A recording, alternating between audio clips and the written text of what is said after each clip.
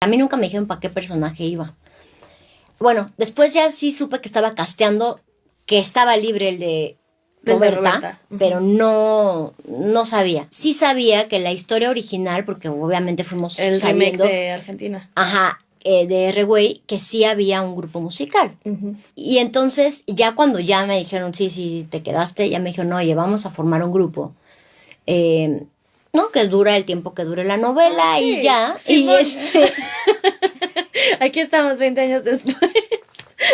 pero venía de hacer clase, que ya había sido un grupo que también tuvo, o sea, que fue una novela donde también tuvimos ahí un grupito y también íbamos de pronto de gira. Entonces dije, bueno, pues qué más da, es lo mismo. Ajá, ¿no? Obviamente no teníamos ni idea de lo que venía, pero sí nos dijeron. Y de hecho, yo me acuerdo que Pedro habló con cada uno de todos, ¿no? Yo Saludos no a sé, Pedro.